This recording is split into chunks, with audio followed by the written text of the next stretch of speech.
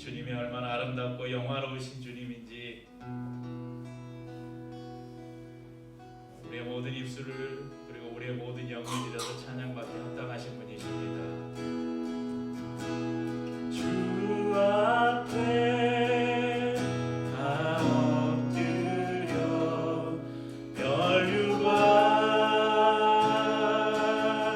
드리네. 사랑과 자비하신 크신 주 예수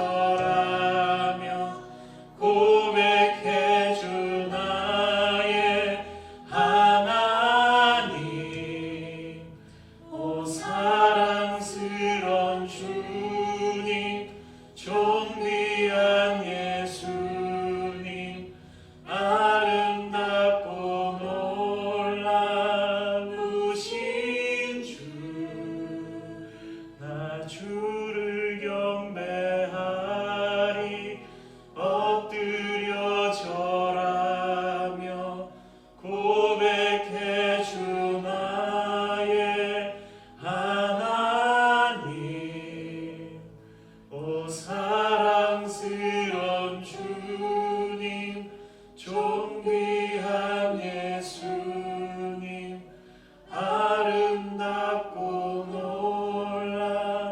놀라우신 주.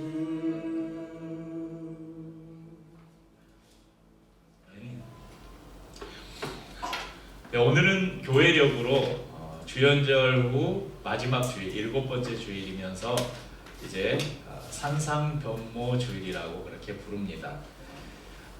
몇 년 전에 2020년으로 기억하네요. 2020년에 산상변모 주일에 대한 말씀을 나눈 적이 있는데 오늘 다시 한번 짧게 정리해서 산상변모 주일이 무엇인지 다시 한번 말씀드리겠습니다.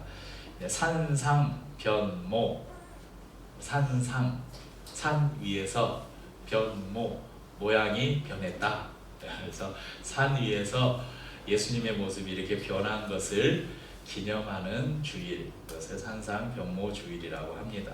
그래서 이제 사순절이 시작되기 전 주일이 바로 예수님이 그 3명의 제자들을 데리고 변화산에 오르셨을 때 그런 영광 가운데, 영광의 광채 가운데 변모하신 것을 우리가 기억하고 기념하는 주일입니다.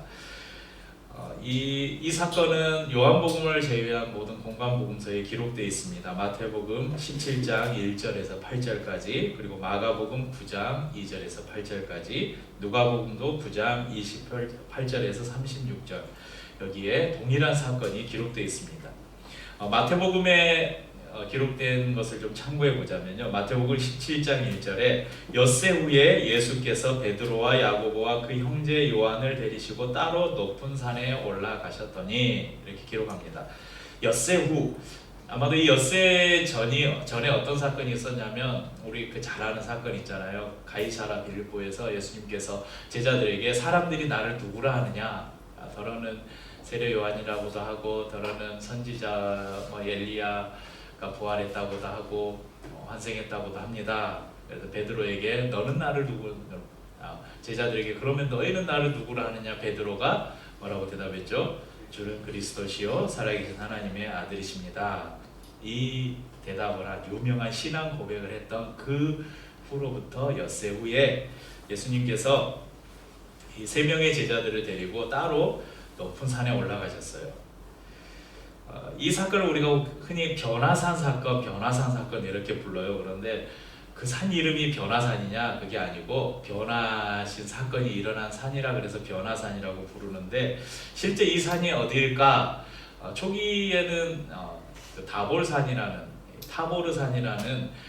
다볼산이 유력했는데, 이후에는 이제 헐몬산이라는 주장도 등장을 했습니다.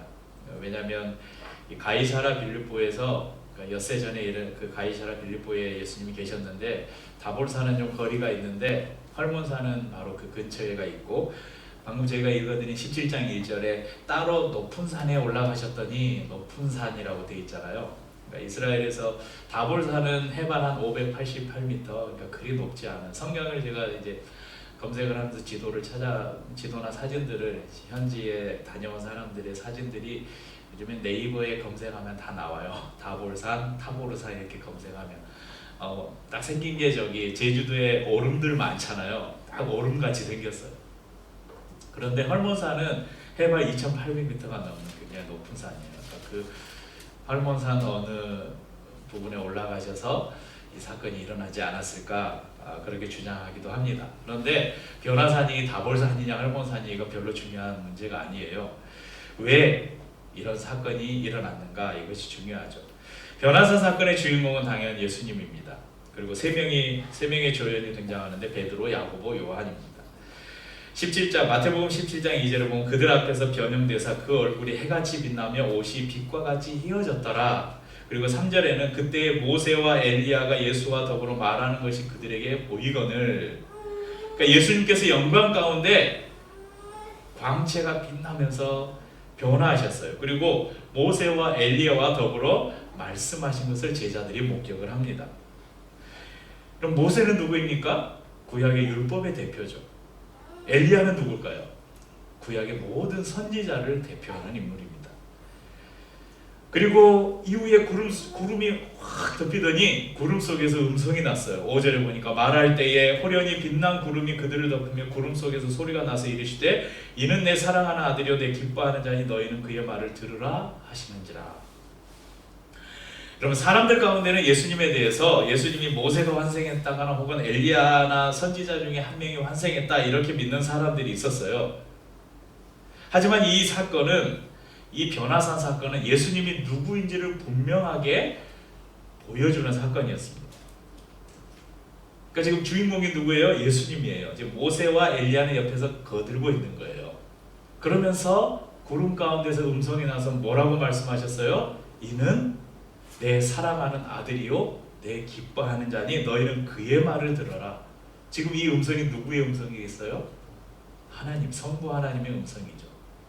그러니까 예수 그리스도가 모세나 어떤 선지자의 환생이 아니라 하나님의 아들이라고 지금 하나님이 이 변화산 사건을 통해서 증거해 주고 계신 거예요. 그리고 옆에 있는 모세나 엘리야보다 예수님은 뛰어나신 분이신 것을 이 변화산 사건을 통해서 확증해 주시는 것이죠. 오늘 저희가 읽은 본문은 이 사건을 직접 목격한 목격자인 이 베드로의 증언이에요. 베드로후서 1장 저희가 읽지 않은 그 앞에 조금 더 가서 13절에서 15절을 보면요, 내가 이 장막에 있을 동안에 너희를 일깨워 생각나게 함이 옳은 줄로 여기노니 이는 우리 주 예수 그리스도께서 내게 지시하신 것 같이 나도 나의 장막을 벗어날 것이 임박한 줄을 알미라. 내가 힘써 너희로 하여금 내가 떠난 후에라도 어느 때나 이런 것을 생각나게 하려 하노라. 그러니까 베드로 사도가 지금 자신의 생이 얼마 남지 않았다는 것을 지금 직감하고 있습니다. 그리고 이 편지를 받는 수신자들에게 마지막 권면의 말씀을 남기고 있어요. 그러면 이 편지를 받는 사람들이 누구일까요? 1장 1절을 보시겠어요? 예수 그리스도의 종이며 사도인 시몬 베드로는 우리 하나님과 구주 예수 그리스도의 의를 힘입어 동일하게 보배로운 믿음을 우리와 함께 받은 자들에게 편지하노니. 여러분, 이 하나님 안에서 예수 그리스도를 믿는 믿음을 가진 사람들에게 베드로가 편지하고 있습니다. 그러면 여러분들은 이 편지의 수신자예요? 아니에요? 여러분, 2000년 가까이 지난 지금을 사는 우리에게도 이 편지는 우리의 손에 들려진 베드로 사도의 편지라는 것을 여러분이 믿으면서 이 말씀을 들으시길 바랍니다. 베드로 사도는 예수 그리스도의 능력과 그분이 인류의 죄를 대신 지시기 위해서 이 땅에 오신 것이 사람들이 교묘하게 지어낸 이야기가 아니라고 이야기합니다. 왜 그게 지어낸 이야기가 아니냐? 내가 봤다, 내가 목격자다, 이렇게 지금 증언하고 있는 거예요. 17절 18절 저희가 읽은 본문이 지극히 큰 영광 중에서 이러한 소리가 그에게 나기를 이는 내 사랑하는 아들이요 내 기뻐하는 자라 하실 때에 그가 하나님 아버지께 존귀와 영광을 받으셨느니라. 이 소리는 우리가 그와 함께 거룩한 산에 있을 때에 하늘로부터 난 것을 들은 것이라. 변화산에서 그가 눈으로 직접 봤던 사건, 산상변모 사건을 통해 예수 그리스도가 영광 가운데 계신 하나님의 아들이시고 모세나 구약의 어떤 선지자보다 위대하신 분이라는 것을 그가 직접 보았어요. 그리고 직접 들었어요. 인류 역사에 수많은 신화와 수많은 신화의 주인공들이 신들이 등장하죠. 베드로 당시에도 그랬습니다. 베드로 당시에도 얼마나 많은 신들이 있었어요. 하지만 베드로는 말합니다. 신화는 사람들이 그럴싸하게 만들어낸 교묘하게 꾸며진 허구에 불과하지만 예수님에 관해서는 내가 다른 신화들은 겪어보지 않았지만 예수님에 관해서는 내가 분명하게 말할 수 있는데 내가 그것을 직접 봤다. 이렇게 지금 이야기하고 있는 것입니다. 여러분, 법의 제도가 잘 갖춰진 이 현대 사회에서도 여러분 어떤 증인이 법정에서 증언하는 것이 효력이 있습니까? 없습니까? 있죠. 법적인 효력이 있어요. 어떤 것을 직접 목격하거나 경험한 것을 법정에서 말하는 것은 법적으로 효력이 있습니다. 그런데 요즘에는 여러분 수사를 하면 어떻게 해요? 과학 수사 그러잖아요. CSI. 과학 수사 그 수사대가 가가지고 제일 먼저 뭐예요? 칙칙 불에서 막 지문 감식하고 머리카락 뭐 살점 하나라도 피 한 방울만 있어도 이 사람이 누구 피인지 다 찾아내잖아요. 과학 수사가 얼마나 발달했어요. 그런데 예수님 당시, 지금 이 베드로 당시에 여러분 유전자 검사가 있었을까요? 아마 DNA 분석하고 이런 게 있었을까요? 없었겠죠. 가장 중요한, 법정에서 가장 중요한 그 증거가 뭐겠어요? 사람의 증언이었어요. 그러니까 베드로가 지금 그걸 알고 있는 거예요. 그걸 고려해서 말하고 있는 거예요. 내 증언보다 더 확실한 증거는 없다. 그래서 성경에도 사람의 증언이 제일 중요하니까, 근데 또 한 사람이 거짓말하면 안 되잖아요. 그래서 두세 증인을 세워서 그것이 확실한 사건이라고 그렇게 판결하도록 했습니다. 그래서 베드로가 말하는 거예요. 내가 혼자 왔으면 이게 거짓일 수도 있는데 3명이나 있다, 증인이. 뭐라고 합니까? 우리가 함께 봤다. 16절에도 우리가, 18절에도 우리가. 누구예요? 베드로와 함께 야고보, 요한이 함께 봤어요.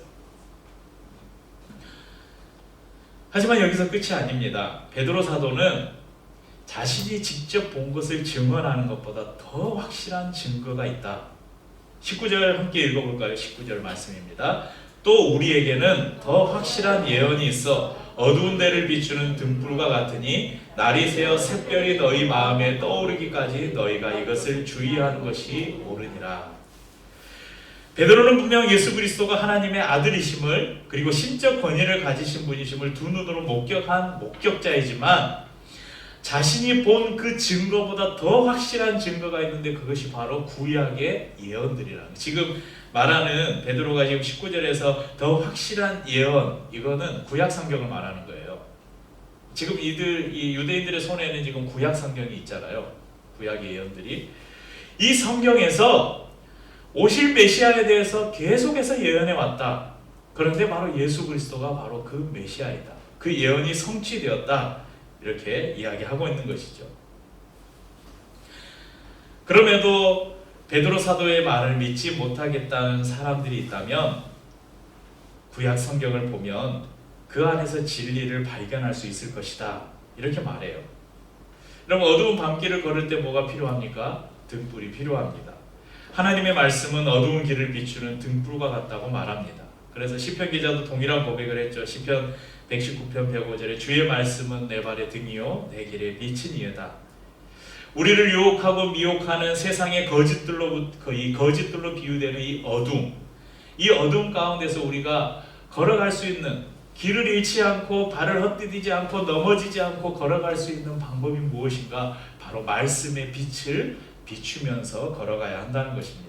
언제까지 이 길을 걸어가야 된다고요? 오늘 말씀 보면 날이 새어 샛별이 너희 마음에 떠오르기까지 해야 한다. 그렇게 베드로 사도가 말합니다.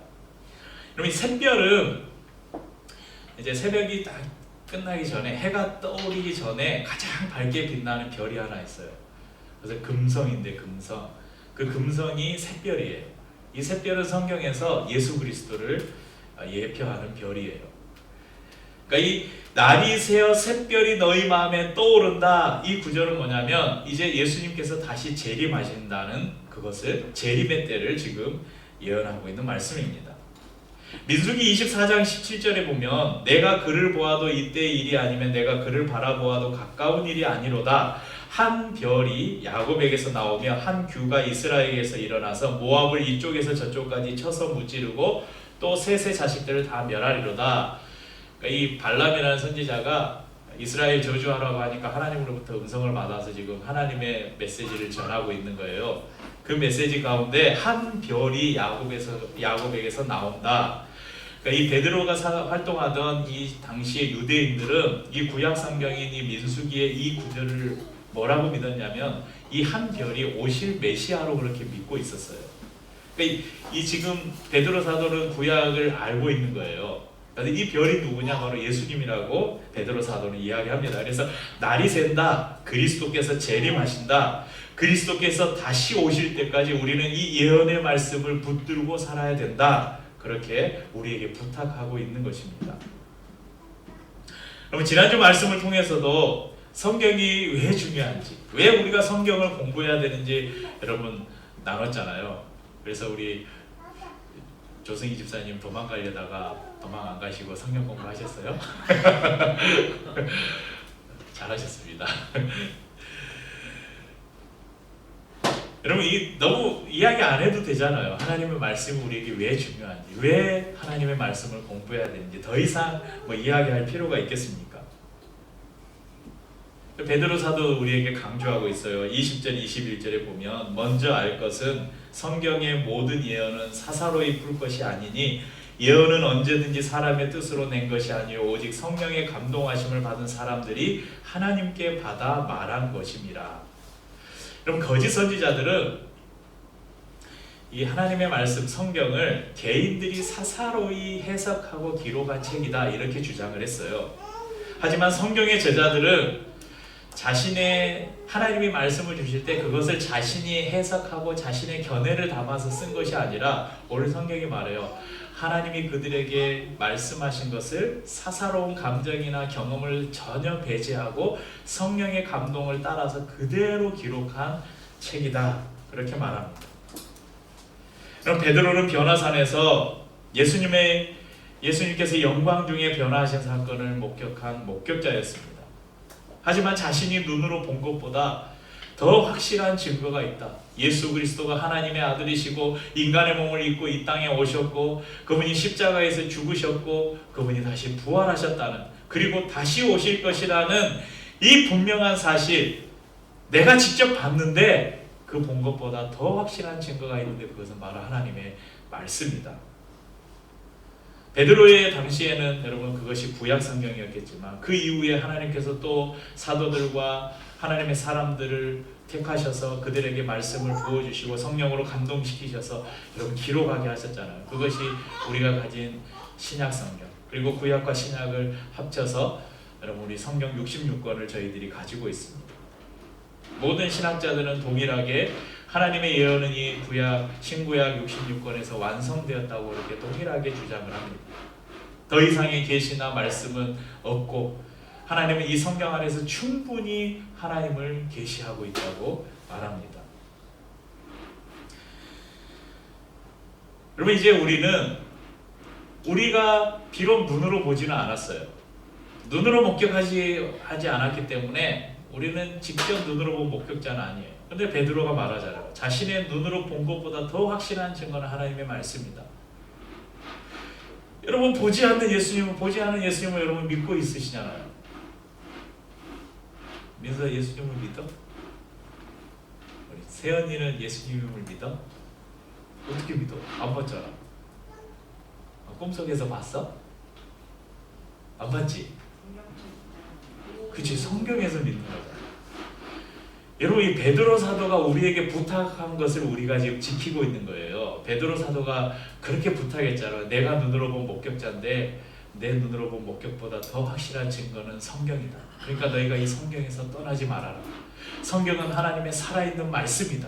이것을 붙들고 날이 새고 그 샛별이 떠오를 때까지, 예수 그리스도가 다시 오실 때까지 이 말씀을 붙들고 살아라 우리에게 부탁했어요. 그런데 우리가 그 부탁을 지금 듣고 있는 거예요. 이 성경이 눈으로 본 것보다 더 확실한 증거라는 것을 우리가 믿고 있는 거예요. 사도행전 2장 32절에 이 예수를 하나님이 살리신지라 우리가 다 이 일의 증인이로다. 15절에는 생명의 주를 죽였도다. 그러나 하나님이 죽은 자 가운데서 그를 살리셨으니 우리가 이 일의 증인이라. 5장 32절에는 우리는 이 일의 증인이요 하나님이 자기에게 순종하는 사람들에게 주신 성령도 그러하니라 하더라. 사도행전 10장 39절 40절에는 우리는 유대인의 땅과 예루살렘에서 그가 행하신 모든 일의 증인이라. 그를 그들이 나무에 달아 죽였으나 하나님이 사흘 만에 다시 살리사 나타내시되. 요즘 누구의 말인지 아세요? 사도 바울의 이야기예요. 사도 바울이 예수님의 탄생의 현장에 있었습니까? 그 말구이에 나신 예수님이 태어나신 장면을 사도 바울이 목격했어요? 안 봤죠. 사도 바울이 예수님의 십자가의 현장에 있었습니까? 없었어요. 사도 바울이 예수님이 부활하신 현장에 있었어요? 그 500의 형제에게 예수님이 딱 나타나셨을 때 사도 바울이 그 자리에 있었습니까? 없었어요. 오히려 그 사실들을 다 지어낸 이야기다. 이거는 하나님의 이 구약 성경, 이 하나님의 예언을 혼란케 하는 거다, 미혹하는 것이다. 그러면서 예수 믿는 사람들 잡아다가 감옥에 가두는 일에 앞장섰던 사람이에요. 사도 바울이 구약을 몰랐어요. 사도 바울은요, 유대 학문과 구약에 능통한 사람이었어요. 최고의 학문을 배웠던 사람이에요. 구약을 아마 당대의 어느 누구보다 구약 성경을 잘 알고 있었을 거예요. 그런데 그가 부활하신 예수님을 다메섹 도상에서 만난 이후에 구약의 모든 성경이 이분을 가리키고 있는 것을 그가 알게 된 거예요. 그러니까 다메섹 도상에서 예수님을 직접 목격했어요. 그런데 그냥 이미 부활하신 예수님의 그 모습만 목격했잖아요. 그러면 그분의 탄생, 그분의 죽으심, 부활 현장 안 봤잖아요. 그런데 사도 바울이 그것을 다 믿었어요. 뭐 때문에? 자기가 지금까지 알고 있던 모든 구약의 예언이 이분을 통해서 성취된 것을 안 거예요. 성경을 통해서. 저는 예수님께서 사도 바울을 그렇게 택하신 이유가 그것이 아닐까라는 생각도 해봐요. 그냥 딱 나타나서 야, 구약 성경에 그렇게 예언하고 있는 메시아가 나다. 그러니까 사도 바울이 아무 토를 안 달고 그대로 믿었잖아요. 그리고 자신의 삶을, 평생의 삶을 그 복음을 전하는 그 예수 그리스도를 증언하는데 자신의 일생을 바쳤습니다. 여러분, 예수님 이후를 사는 우리 모두는 예수님을 목격한 사람들이에요. 눈으로 보지는 않았지만 살아있는 하나님의 말씀을 통해서 우리는 예수 그리스도의 죽으심과 부활을 목격한 사람들이에요. 또 예수 그리스도께서 다시 오실 것이라는 것을 믿고 있는 사람들입니다. 우리가 그 사실을 보고 믿었다면, 여러분, 어떤 범죄가 일어났어요. 그런데 그 현장의 목격자가 나예요. 나뿐이 없어요. 만약에 그 현장의 사건을 누군가가 증언해주지 않으면 그 피해를 당한 사람이 억울하게 감옥에 갈지도 몰라요. 그럼 우리는 어떻게 해야 됩니까? 증언을 해야죠. 내가 봤는데 이러했습니다. 그래서 확실한 사실을 이야기해 줘야 되잖아요. 그래야 억울한 피해자가 생기지 않게. 여러분, 우리는 예수 그리스도를 이 하나님의 말씀을 통해서 직접 본 사람들입니다. 그분을 경험한 사람들입니다. 우리는 증인들이에요. 목격자들이에요. 그러면 어떻게 해야 돼요? 증언해야 되겠죠. 여러분, 이번 주 수요일은 사순절 절기가 시작되는 제 수요일입니다. 사순절은 부활주일 전까지 40일. 그러니까 왜 수요일부터 시작하냐? 40일 맞추려고 그래요. 그러니까 예전에는 부활주일날 세례를 많이 베풀었다고 그래요. 그래서 40일 동안 세례를 받기 전 40일 동안 그 사람들을 교육하고 기도로 준비하고, 특별히 예수님께서 41일 동안 금식하셨잖아요. 그래서 예수님이 40일 동안 금식하는 것을 기억하면서 하루에 한 끼만 먹고 금식을 40일 동안 금식하는, 이번 주 뉴스에 기사에 보니까 짐바브웨 어느 목사님께서 예수님 따라서 40일 금식하다가 25일 만에 돌아가셨다는 기사가 크게 났는데, 성경을 문자적으로 믿으시면 안 됩니다. 우리 한국교회도 많았어요. 예전에 목사님들 40일 금식 기도하다가 돌아가신 분들 많았어요.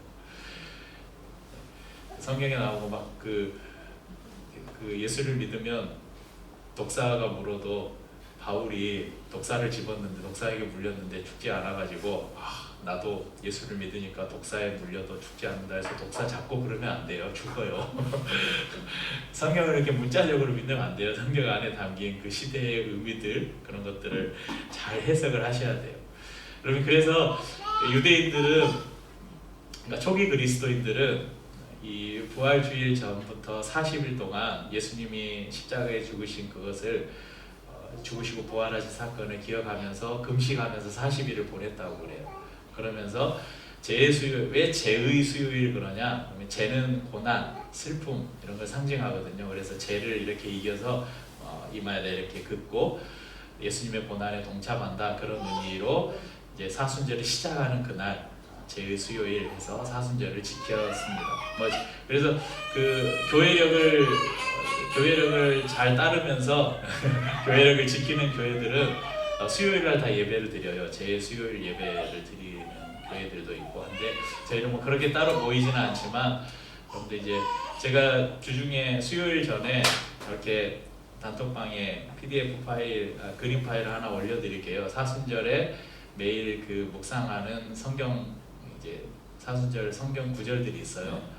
성경 읽기표가 있는데 그것을 함께 읽으셔도 좋고, 또 이제 올해는 의무적으로 다 사세요 안 하고 여러분 그 사순절 묵상집 자유롭게 구입하실 분들 구입하시라고 했는데, 구입하신 분들은 또 묵상하시고 자유롭게, 너무 의무감 갖지 마시고, 그런데 은혜로 어떤 그날 묵상한 것 중에 함께 나누고 싶었던 마음에 와닿는 구절들이나 또 깨달음들이 있으면 같이 나눠주시면 좋을 것 같습니다. 수요일부터 우리 사순절 기간을 기억하고 지켰으면 좋겠고, 무엇보다도 오늘 우리가 말씀을 통해서 들은 것처럼 우리가 목격자들이잖아요. 우리 주위에 복음을 들어야 될 사람들, 예수님이 어떤 분이신가를 듣고 알아야 될 사람들에게 이 예수님을 증언하는 이 40일 사순절 기간이 되기를 축복합니다. 혹시 내가 보고 들은 경험이 희미할 수도 있잖아요. 시간이 지나면서 내가 그때 뭐 봤지? 뭐 우리가 어떤 교통사고 봤는데 번호판을 확실히 봤어요. 근데 시간 지나면 그때 그 번호판이 뭐였더라? 그 차가 뭐였더라? 희미해지잖아요. 그럴 때 우리는 어떻게 해요? 다시 한번 하나님의 말씀으로 나아가는 거예요. 우리가 잊혀지려고 했던, 우리가 목격했던 것이 기억이 시들시들하면 다시 우리가 성경을 통해서 그 분명한 사실을 우리가 다시 한번 되새기는 것입니다. 그래서 이 사순절 기간에 우리가 예수 그리스도를 더 깊이 알아갈 뿐만 아니라 우리가 그 알고 있는, 우리가 직접 목격한, 우리가 만난 예수님을 또 다른 사람들에게, 어찌 보면 죽음을 향해서 달려가는 사람들, 사망을 향해서 달려가는 사람들, 그 사람들에게 우리가 이것을 증언해야 되잖아요. 거기는 낭떠러지입니다. 그곳에 가면 죽습니다. 그 길은 여러분이 가야 될 길이 아닙니다. 우리가 이것을 증언함으로 그 사람들을 사망의 길에서 생명의 길로 다시 돌이키는 그런 또 사순절 기간이 될 수 있기를 주의 이름으로 축복합니다. 함께 찬양 드리고 성찬을 나누겠습니다.